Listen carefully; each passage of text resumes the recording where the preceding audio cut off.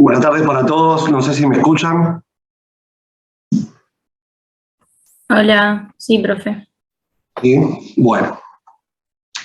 Si quieren comenzar, si están prontos, podemos dar comienzo a la clase.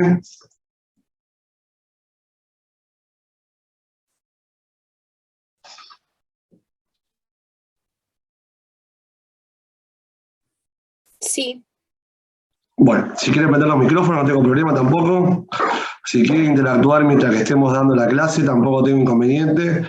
Si voy muy rápido, me paran y volvemos hacia atrás. Y si hay algo que no entiendan, me lo hacen saber y lo explicamos. Bueno, como bien saben, si bien dice Andrés Varela Rodríguez, no soy Andrés Varela, no me parezco en nada al doctor Varela. Mi nombre es Marcelo Sica, yo soy abogado, soy ayudante de cátedra del doctor Varela y de la doctora Escalone. ¿Sí? Van a tener clase conmigo hoy, jueves, y el próximo jueves nuevamente. Hoy nos vamos a abocar al tema del origen de la mercadería, la importancia que tiene de conocer el origen de la mercadería. Y el jueves próximo nos vamos a abocar al estudio de lo que es puerto, aeropuerto y zonas francas. Yo les voy a compartir con ustedes una presentación la cual después la van a tener con ustedes, para complementar el tema de origen, si quieren. Está el libro del doctor Pablo Lavandera, donde tiene un capítulo, más o menos unas 15 hojas, que habla del tema de origen, y si no, está el libro del doctor Pablo González Bianchi, el tomo 1, que también tiene un trabajo bastante completo sobre origen de las mercaderías. Si quieren comenzar, me dicen. Veo que están todos con los micrófonos apagados, por lo cual no sé si están de acuerdo en comenzar. Hoy terminaríamos, si todo marcha bien, capaz que a las 8 estaríamos terminando, 8 y poco, estaríamos terminando. Si quieren dar comienzo a la clase, me dicen y ya compartimos la presentación y comenzamos.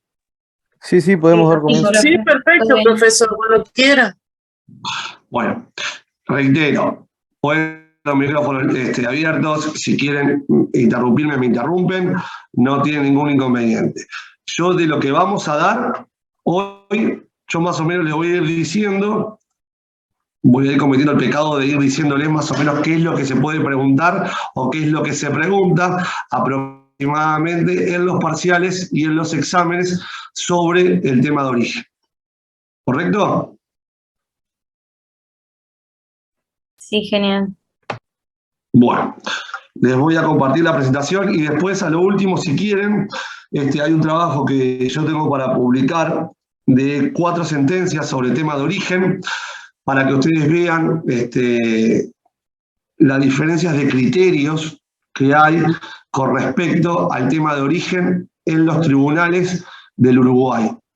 ¿Sí? A veces sobre los mismos temas o sobre los mismos problemas, un tribunal falla de una manera y otro tribunal falla de otra manera.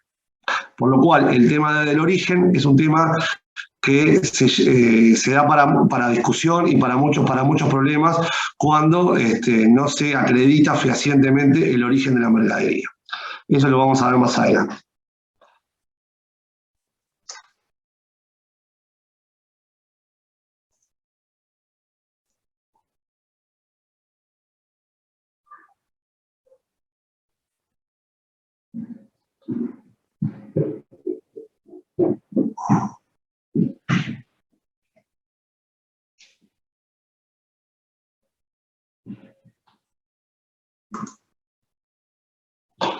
Bueno, no sé si ven ahí la presentación.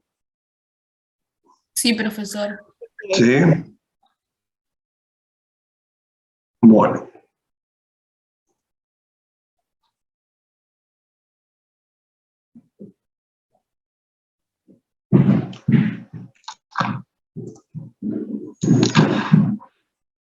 Bueno, ¿cuál es la importancia de determinar el origen de la mercadería? ¿Por qué es importante conocer el origen de la mercadería? ¿Alguno tiene idea de por qué es importante conocer el origen de la mercadería?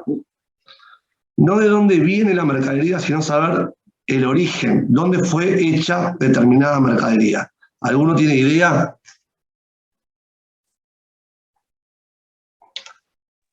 No tengan miedo en hablar, digo, todos nos podemos equivocar y está bueno el intercambio porque así, digo, va a ser más didáctica el tema de la clase. Debido a acuerdos que se tengan con los países o a restricciones fitosanitarias que puedan existir en ciertos países. Exacto. ¿Para qué más podría ser importante?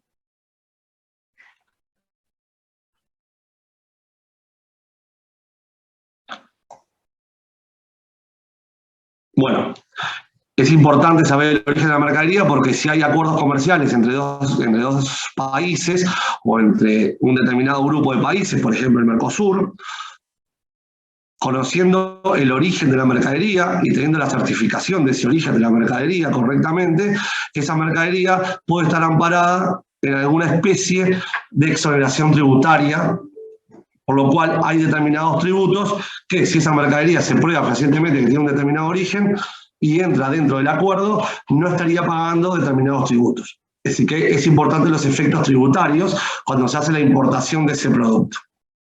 ¿Sí? ¿Cuándo nace el problema del origen de la mercadería?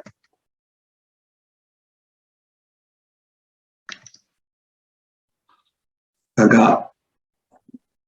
Puede ser cuando se ensamblan diferentes partes, que una parte provenga de un país y otra de otro. Exactamente. Ahí es donde comienza el problema del origen de la mercadería. Es decir, ¿cuándo nace todo esto? Nace con el desarrollo del comercio internacional. Cuando se empieza a desarrollar el comercio internacional a fines del siglo XIX, principios del siglo XX, antes se producía para una determinada región. Si ustedes tenían una empresa en el siglo XIX, el siglo XX, y producía para el país, para su región, para su localidad. No, es decir, no producían para el comercio internacional. A medida que el comercio internacional se fue desarrollando y los estados fueron intercambiando y haciendo relaciones comerciales, se vieron los productores en la necesidad de producir ya no solamente para el comercio interno, sino para el comercio externo, es decir, para el exterior. Entonces, la determinación del origen lo situamos dentro de lo que es el derecho comercial internacional. Y en el ámbito del derecho comercial internacional nace el problema entonces de determinar el origen de la mercadería, tanto de los bienes como de los servicios que se prestan. Ustedes saben que la entrada y salida de la mercadería de un determinado territorio nacional lo controla la Dirección Nacional de Aduanas. Por lo cual, el ingreso o el egreso de una determinada mercadería, a los efectos de atribuirle el origen, vamos a tener que acreditarlo ante la aduana que esa mercadería tiene un determinado origen. El origen puede ser, como dijo la compañera, para establecer restricciones desde el punto de vista cuantitativo o cualitativo, o para saber si una determinada mercadería, conociendo el origen de la misma, está grabada o no con determinado tipo de tributos. ¿Por qué hablamos de tributos si está grabado o no? Ustedes saben que tenemos determinada cantidad de acuerdos en el Uruguay, Uruguay ha hecho determinados acuerdos con determinado tipo de países, y aparte, dentro del Mercosur, lo que se llama el comercio intrazona, entre los países que conforman el Mercosur y los países asociados al Mercosur. Toda aquella mercadería que provenga de países que son fuera del Mercosur y fuera de los países asociados al Mercosur se llama mercadería que proviene de extrazona. ¿Esto está claro? Sí, claro. ¿Sí?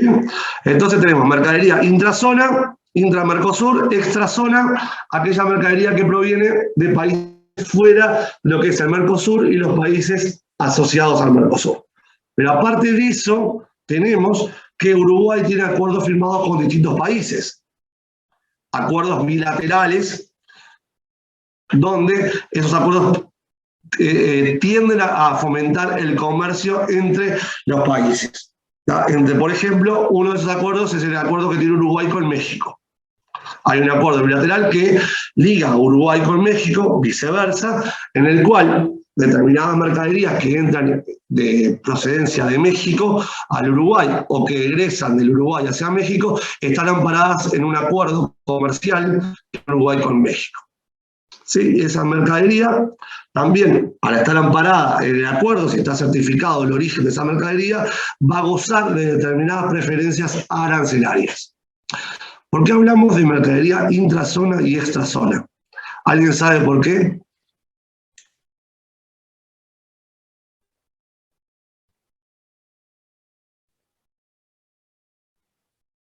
¿No?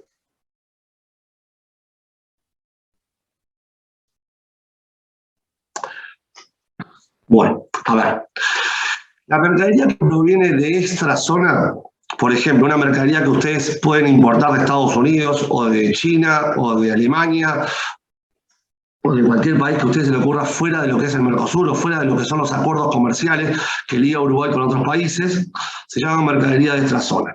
¿Qué pasa? Esa mercadería está grabada con un arancel externo común, que puede ir del 0 a un 20% o un 30%. La mercadería que es intrazona, y ustedes pueden acreditar el origen de esa mercadería va a estar grabada con un arancel 0.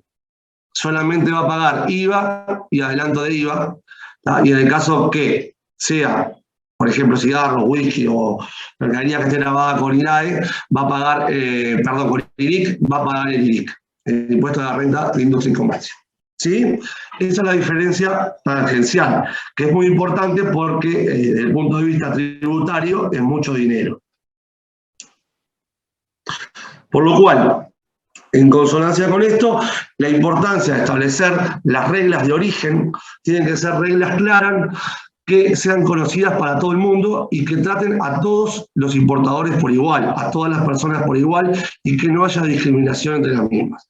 Reglas claras de origen que sean conocidas por todos y que sean aplicables al conjunto de la población. La liberación del comercio internacional, como dice ahí, en la segunda mitad del siglo pasado, se comenzó a partir de la implementación del Acuerdo General sobre Aranceles Aduaneros y Comercio del GATT. Dentro de la zona Uruguay, dentro del GATT, la zona Uruguay del GATT, ahí se establecieron las primeras normas o reglas de origen. Luego de eso se establecieron mecanismos de implementación, de integración regionales, como ustedes conocen, la Unión Europea, el NAFTA, anteriormente la LALC, luego fue la LADI, el Mercosur. Son todos acuerdos de liberación de comercio, que lo que tratan es de fomentar el comercio entre los países con un grado, con una desgravación significativa de impuestos. Bueno, lo demás, con lo que le dije de abajo. Entonces, 4 puntos de por qué resulta relevante conocer el origen de la mercadería. El primero, y esto va a ser pregunta de parcial, ¿por qué resulta relevante conocer el origen de la mercadería? Entre otros aspectos, estos 4 puntos.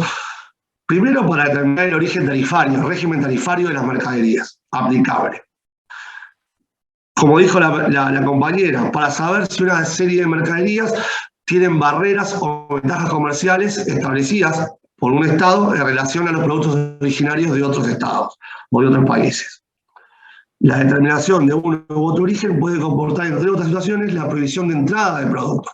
Por ejemplo, pueden haber acuerdos comerciales donde se establezcan limitaciones o cupos a determinadas mercaderías o bienes, o la aplicación de derechos antidumping, o la aplicación de beneficios resultantes de un trato preferencial hacia determinados países.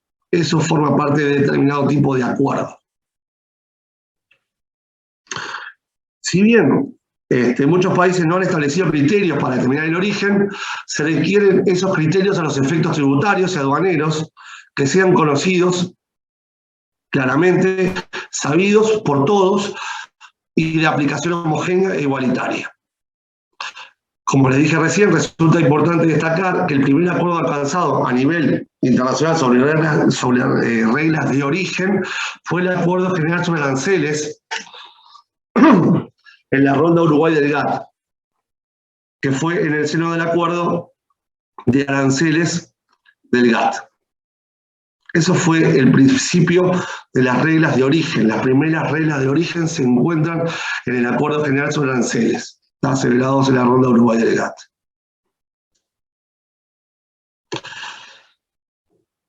¿Cuál es el problema que se plantea? Bueno, lo dijo la compañera, ¿tá? Cuando se realiza una importación de un producto en un determinado país, a los efectos de poder determinar cuál es el régimen tarifario aplicable a ese producto, en el país de importación, habrá que dilucidar si ese producto viene o no amparado en alguna preferencia que tenga razón de ser por su origen. Y en el caso afirmativo que ese producto venga al país de importación amparado en alguna regla de origen, deberá de cumplir con determinados requisitos formales y sustanciales que le permitan hacer valer esos privilegios tributarios y arancelarios ante la Dirección Nacional de Aduana. ¿Alguna duda con respecto a lo que estamos hablando hasta acá?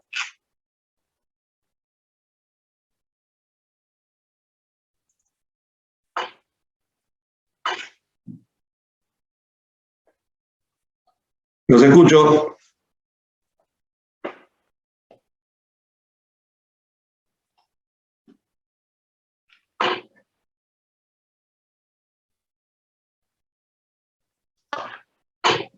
¿Alguna duda hasta acá? Yo no tengo ninguna duda, profe. Bueno. Gracias. Bueno. Continuamos entonces.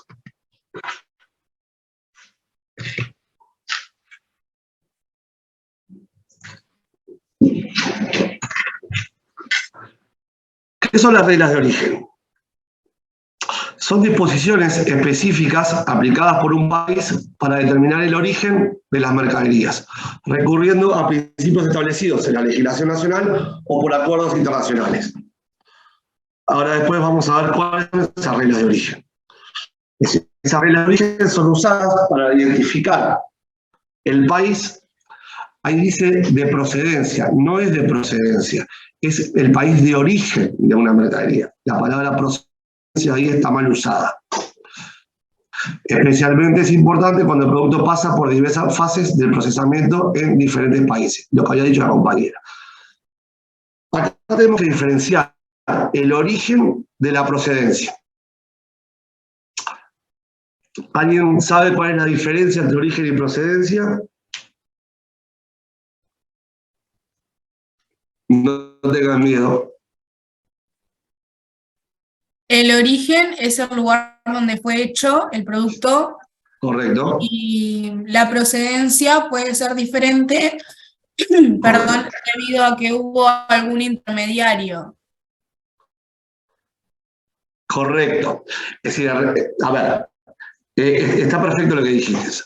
La procedencia es el último lugar donde fue cargada esa mercadería con destino al país de importación. ¿Correcto? Vamos a poner un ejemplo. Ustedes compran una mercadería en China, ¿sí? Pero la mercadería es cargada en Estados Unidos. El origen de la mercadería es China. La procedencia es Estados Unidos.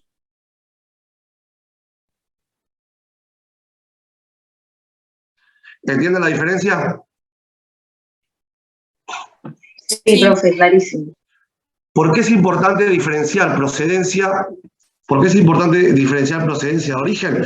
Porque cuando ustedes van a numerar un documento único aduanero, el DUA, obligatoriamente le va a pedir la procedencia, de dónde procede ese producto, y el origen del producto. Puede ser que la procedencia sea uno y el origen sea el otro. O puede ser que origen y procedencia coincidan. Por ejemplo, ¿cómo cuando coinciden? Compramos una mercadería en Estados Unidos, perdón, vamos a poner China, que es más fácil. Compramos una mercadería en China, cargada en China y procede de China. Origen y procedencia es la misma. ¿Correcto? Entonces, esos criterios o normas de origen van a ser los criterios que vamos a tener que utilizar nosotros para establecer cuál es la procedencia nacional de ese producto. La importancia, lo que dijimos, los derechos y las restricciones aplicados a la importación, que pueden variar según el origen del producto importado. Puede ser que el Uruguay, por ejemplo, por temas fitosanitarios, vamos a poner, por ejemplo, lactosa, esté limitada la importación de determinados productos chacinados de Brasil. Entonces ahí se limita, va a haber una limitación, una restricción a la importación. Sí sabemos el origen, pero sabemos que hay restricciones. Cupos. Se limita. También puede ser por temas de dumping, que hayan acuerdos donde se limita la importación de determinados productos por temas de política comercial de los estados, preservando los derechos de antidumping.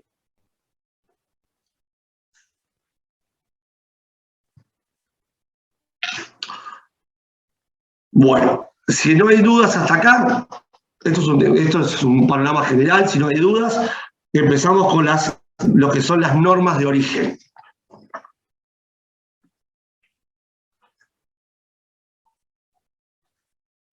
Como nadie contesta, entiendo de que no hay dudas. Bueno, las normas de origen pueden ser de dos tipos, preferenciales o no preferenciales. ¿Cuáles son las preferenciales? Son las que aplican los estados partes de un acuerdo preferencial de integración. Por ejemplo, el NAFTA, el Tratado de Costa Rica con México, el Mercosur, el Sistema General de Preferencias, el SGP, son tipos de reglas de origen preferenciales. Son normas que se aplican a las mercaderías exportadas al amparo de preferencias arancelarias. Los estados acuerdan que un determinado tipo de mercadería va a estar amparada en reglas preferenciales arancelarias. Este tipo de acuerdo es el más sencillo de integración económica, donde se otorgan beneficios con el propósito de derribar las barreras arancelarias, las cuales permiten la importación con bajos aranceles de los productos específicos. El acuerdo preferencial puede ser contractual o autónomo, es decir, que tenemos acuerdos preferenciales y no preferenciales. Dentro de los preferenciales tenemos una subdivisión en contractuales y autónomos. Contractuales es cuando los países miembros, perdón, acá esto me pusieron.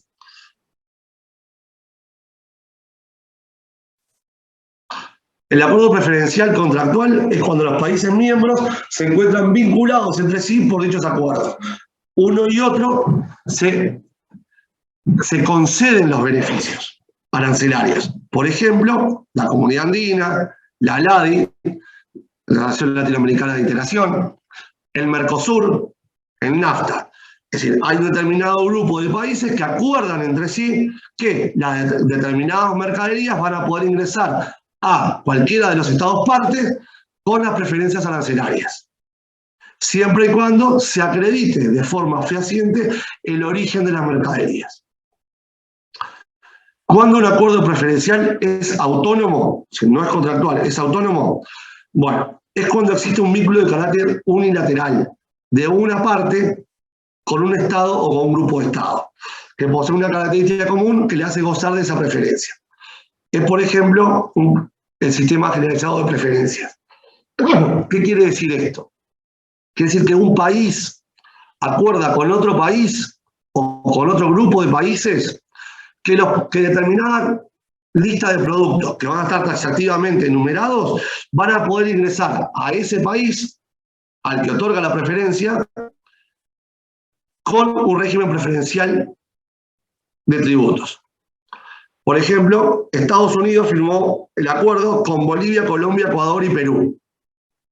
Estados Unidos se obligó a que determinados productos provenientes de Bolivia, Colombia, Ecuador o Perú, de una lista taxativa que existe, van a poder ingresar a Estados Unidos gozando de una preferencia arancelaria.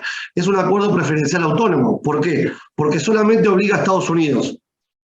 No es mutuo. ¿Correcto? No es contractual. No es que se obligan los estados entre sí. Estados Unidos se obliga para con los otros países. ¿Me entiende la diferencia entre contractual y autónomo? Sí, profe. ¿Sí?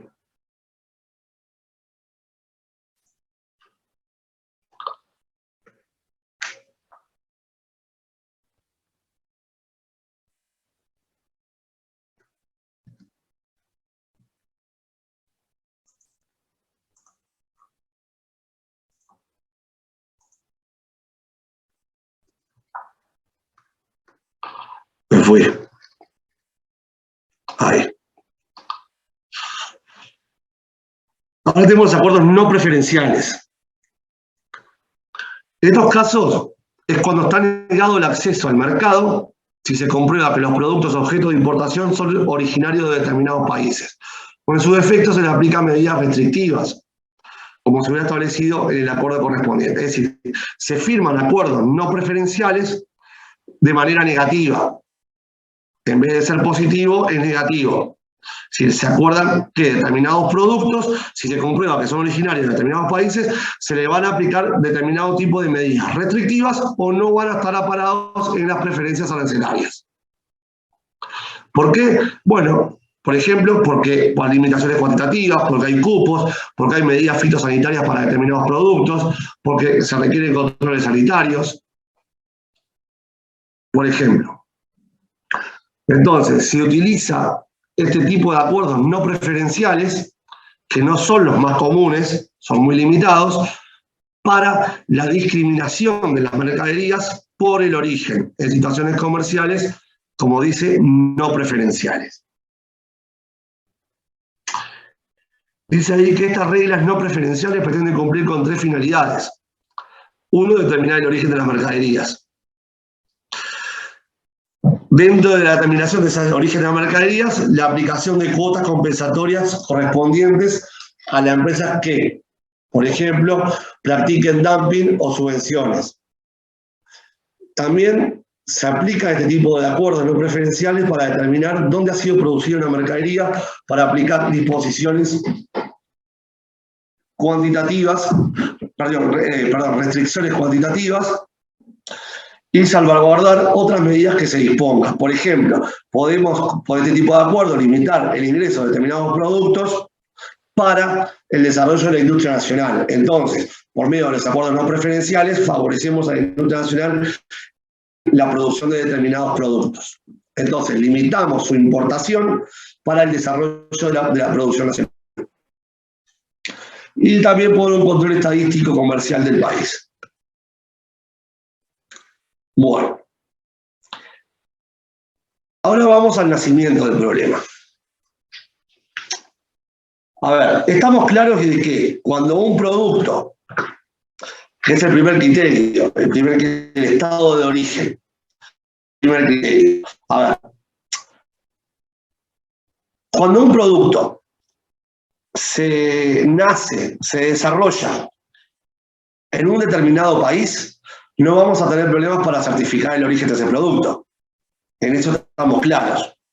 Por ejemplo, si ustedes son productores ganaderos y están en el campo, tienen vacas, las vacas nacen, se crían y se desarrollan en el territorio aduanero nacional, lo cual no vamos a tener problemas para certificar el origen de la vaca, porque aparte hay una trazabilidad y vamos a saber que esa vaca tiene origen uruguayo. No vamos a tener ese tipo de problemas. Por ejemplo, la materia prima que se desarrolla dentro del territorio aduanero nacional o en el territorio de cualquier estado parte, no va a ser problema para certificar el origen de esa mercadería. ¿Cuándo hay problema para certificarlo? Cuando dijo la compañera, cuando en una determinada composición de un determinado producto intervienen materiales o insumos de distintos países.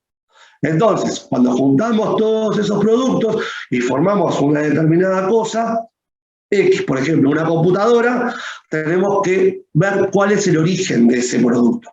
Si ese producto que se confeccionó en un determinado país con productos o insumos de distintos países y originarios del país donde se realiza ese producto, es originario del país donde se confeccionó. ¿Para qué? Para conferir el origen. Entonces ahí aparecen las reglas de origen. Para saber, por ejemplo, si una computadora ustedes arman en el Uruguay con insumos provenientes de China, de Argentina, de Brasil y de Estados Unidos, pero la arman en el Uruguay, cuando ustedes conforman todos esos productos, van a ser una computadora. ¿Sí? Bueno, a ver, ¿cuál es el origen de esa computadora? Si tenemos productos de distintos países. ¿Cómo vamos a saber cuál es el origen? Bueno, aplicando las reglas de origen. ¿Me entienden hasta acá? Sí, profe. Esto mire que es importante porque es pregunta. Si la pregunta de un parcial puede ser, ¿por qué es importante conocer el origen de una mercadería? ¿Y cuáles son las reglas para determinar el origen de la misma? Entonces ustedes van a tener que decir que no hay problema cuando un determinado producto nace o se fabrica por insumos 100% de un determinado país. No hay problemas en la certificación. El problema nace cuando ese producto está constituido por insumos y materiales de más de un país. Por lo cual ahí hay que aplicar las reglas de origen. ¿Y por qué es importante? Una de las importancias que tiene establecer el origen de la mercadería es a los efectos de establecer el sistema tributario aplicable y arancelario aplicable a ese producto. Y vamos a poder establecerlo dentro de un determinado marco de un acuerdo, introducirlo dentro de un determinado marco de un acuerdo, siempre y cuando certifiquemos el origen, fehacientemente, el origen de ese producto y acreditemos de una manera fehaciente dicho origen. ¿Me entendieron hasta acá?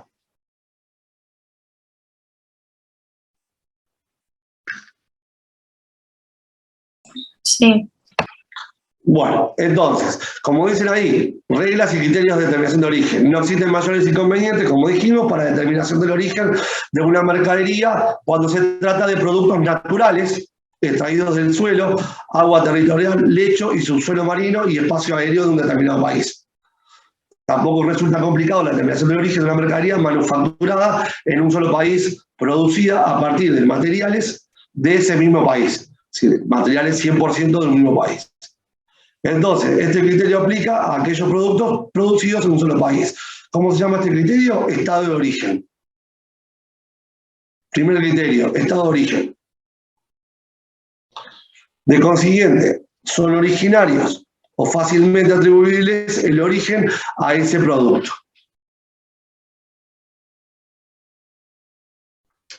Ahora bien, cuando se nos complica el panorama, el partido se nos complica cuando tenemos insumos de otros países y estamos ensamblando algo y tenemos que resolver cuál es el origen de esa mercadería. Y ahí aparecen tres criterios de determinación de origen. Uno es el salto de partida, otro es la transformación sustancial. En algunos acuerdos aparece como transformación sustancial y en otros aparece como transformación sustancial económicamente justificada. Y el tercero es el valor agregado al producto. Porque muchas veces pueden haber transformación sustancial, pero que no haya un salto de partida. Por lo cual, ahí vamos a tener que atribuir un valor agregado y vamos a tener que ir al tercer criterio o regla de origen, que es el valor agregado. Pero vamos a ver cada uno por separado. Ustedes vieron el régimen, la nomenclatura arancelaria? Sí, profe. Sí, ¿la vieron? Bueno, entonces no tenemos problema. El primer criterio que hay establecido, fue el primer criterio que se utilizó y es el más usado, es el criterio del salto de partida. Paréntesis, perdón. Estos tres criterios que estamos viendo aparecen en todos los acuerdos. ¿Sí? En todos los acuerdos modernos aparecen los tres criterios y muchas veces van a aparecer mezclados, porque uno solo no va a servir muchas veces para acreditar el origen. Por lo cual, los acuerdos van a mezclar estos criterios a los efectos de poder certificar y acreditar el origen. Decimos que el primer acuerdo es el criterio de salto de partida. ¿Se acuerdan que el nivel de salto de partida era 4 dígitos? ¿Sí? Acuérdense del sistema armonizado de asignación y codificación de la mercadería, que tenía los capítulos, que eran 97, que eran de 2 dígitos, las partidas, que eran ya 4 dígitos, eran 1241, después teníamos las subpartidas, que eran 6 dígitos, y después teníamos los ítems arancelarios, que eran de 8 a 10 dígitos. En función de este criterio del salto de partida, un producto manufacturado es originario de un estado parte, o vamos a poder acreditar el origen de ese producto, si en el proceso de transformación de los materiales no originarios de este estado, significó otorgarle a dicho producto una nueva identidad, una nueva individualidad, que lo clasifica en una nueva partida, distinta al del insumo o producto no originario. Este trabalengua, ¿qué quiere decir? Quiere decir que ustedes importan una materia prima que está clasificada en una determinada partida, es un producto no originario, pero le hacemos un proceso de transformación de ese producto, utilizamos esa materia prima para hacer determinado producto y esa materia prima le da una nueva identidad al producto. Por ejemplo, importamos una materia prima X, que ahora vamos a ver, y de esa materia prima la transformamos y hacemos vajilla. A la materia prima, que era no originaria, se transformó y dio una nueva individualidad. Hizo vasos, platos, cubiertos, lo que sea. ¿Sí? Saltó la partida, le dio una nueva partida. Entonces, ese salto de partida le va a dar origen a la mercadería. Como dice ahí, este método suele ir acompañado de una lista de excepciones. ¿Por qué? Porque lo que se dice es que determinados procesos que pueden darse no van a conferir un salto de partida, o si confieren un salto de partida, no van a dar origen a la mercadería. Por ejemplo, si hacemos un ensamblado, un simple ensamblado, un montaje, una protección con papel de films, una clasificación del producto, esos tratamientos, por más que den un salto de partida, no van a conferir origen a la mercadería. Por eso, el criterio originario va acompañado de una lista de excepciones. Dice, bueno, estos determinados tratamientos no van a conferir origen a la mercadería. ¿Entienden esto? No se los explico de vuelta.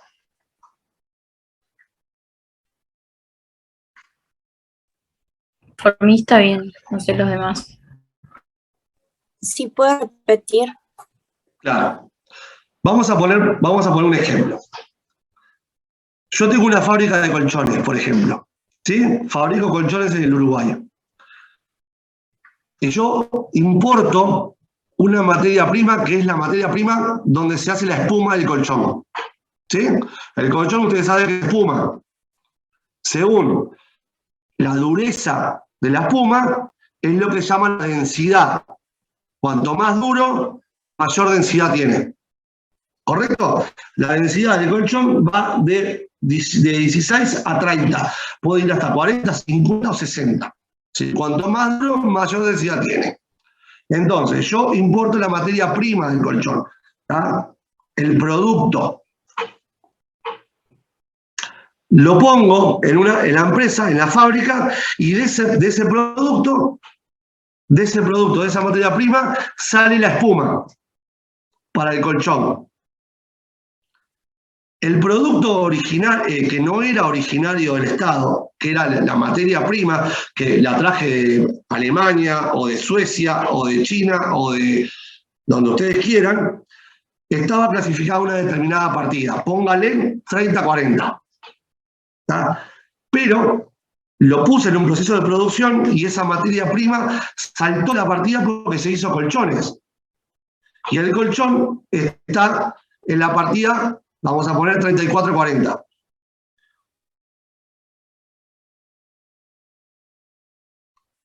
Entonces, esa transformación que hizo salto de partida le atribuye origen a ese colchón que va a ser origen Uruguay. ¿Entendieron ahora? Sí, quedó claro. ¿Quedó claro? Ahora tienen, por ejemplo, otro ejemplo. Este ejemplo, acá tienen materia plástica importada. Se clasifica a partida 3904. Vajilla u otros artículos para servicio de mesa salta a la partida 3924. Acá saltó la partida. Entonces, esta vajilla u otros artículos que se hacen a partir de la materia prima, del cloruro de polivinilo, que lo importamos, póngale, de Checoslovaquia, hizo un salto de partida.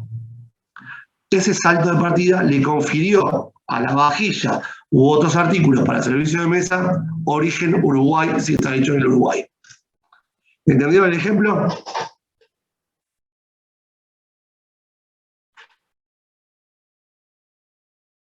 Vamos, no tengan vergüenza. ¿Entendieron el ejemplo? Sí, profe. Sí, sí. ¿Sí? Bueno, ¿por qué se utiliza generalmente el salto de partida de los 4 dígitos? Porque si se hubiera establecido el requisito de cambio de nivel de capítulo, es decir, de los 2 dígitos, sería imposible saltarlo. ¿Por qué? Acuérdense que el sistema armonizado está hecho de determinada manera, que los productos están organizados y clasificados de acuerdo al grado de su elaboración. Entonces, pónganle que si nosotros tenemos un caballo, no podemos transformar el caballo, que está en el capítulo 1, ¿tá?, a un auto que está en el capítulo 8. ¿Correcto? Entonces, el nivel de salto de capítulo sería imposible. Si vamos avanzando, esto, acuérdense que el sistema armonizado es como una pirámide al revés, es un triángulo inverso. ¿Correcto? En la parte más baja tenemos los capítulos, en el segundo nivel tenemos la partida, en el tercer nivel tenemos la subpartida y en el cuarto nivel tenemos los ítems arancelarios. Entonces, se busca un nivel medio. Y el nivel medio es el nivel del salto de partida. Sin perjuicio de ello, pueden haber acuerdos donde se establezca que también puede conferir origen el salto de capítulo o el salto de subpartida. En general, se establece que confiere origen el nivel de salto de partida. ¿Sí? El segundo criterio. El segundo criterio es la transformación sustancial. Muchas veces tenemos un producto que no podemos hacerlo saltar de partida. Entonces, tenemos que recurrir a otro criterio. Entonces, el segundo criterio que se inventó fue el criterio de la transformación sustancial. Criterio de transformación sustancial que, además, debe ser económicamente justificada. ¿Por qué? Porque muchas veces puede haber una transformación sustancial, pero que no confiera origen. Pero sí, si esa transformación sustancial es económicamente justificada, sí va a transferir origen. Y este criterio fue recogido en la resolución 822 del Convenio de Kioto. Fue la primera vez que se habló de transformación sustancial. Esta transformación sustancial tiene dos criterios, un criterio negativo y un criterio positivo. El criterio negativo es aquel que los países establecen operaciones que no implican una transformación sustancial, es decir, van por la negativa. Entonces dicen, todos estos procesos que estamos enumerando no van a ser, consideramos, como transformación sustancial, por lo cual no van a conferir origen. Ejemplo, el embalaje, el envasado, el fraccionamiento, la limpieza, la conservación, dilucidación en agua, la pintura, operaciones de conservación, ventilación, secado, refrigeración. Se trata de procesos que son declarados no idóneos para conferir origen. Vamos por la negativa. Y después está el criterio positivo, que dice, a contrario del negativo, los países procuran establecer y definir mecanismos o medios positivos que sí importan una transformación sustancial y por lo tanto le van a atribuir origen a ese determinado producto que se transforma sustancialmente.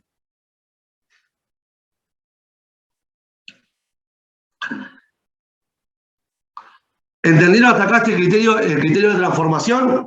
¿Transformamos algo? Sí. ¿Quieren ver un ejemplo? Por favor. Bueno, por ejemplo, vamos a ver un criterio, vamos a ver una transformación. Volvemos a la computadora. Usted tiene una empresa, ¿tá?, que se dedica a armar computadoras, ¿sí? Entonces, traen insumos de distintas partes. Algunos de la Argentina, otros de China, otros de Estados Unidos, y ustedes arman la computadora. Entonces, los productos que ustedes traen, los insumos, van a estar recogidos en una determinada partida arancelaria, ¿correcto? Cuando ustedes armen la computadora, puede ser que haya un salto de partida, entonces van al primer criterio, o que no haya un salto de partida, que esa transformación de la computadora esté clasificada en la misma partida que los insumos originarios. Entonces, no hay salto de partida, pero sí hay una transformación del producto. ¿Por qué? Porque esos insumos que ustedes juntaron, que no eran nada, se transformaron en una computadora. Hay una transformación sustancial. Entonces, si estamos en el criterio positivo, esa transformación sustancial le va a conferir origen a esa computadora. ¿Correcto? A contrario sensu, si ustedes traen la computadora y solamente le introducen el disco duro en el Uruguay y la embalan y la ponen adentro de una caja y vamos por el criterio negativo o por el positivo, no le va a conferir origen. Porque el embalaje o el envasado no tiene una transformación sustancial que sea económicamente justificable. ¿Me entendieron el ejemplo? Clarísimo. ¿Y quién determina eso? Que sea positivo o negativo. Eso lo determina, la pregunta es excelente, muy buena. ¿Quién lo determina?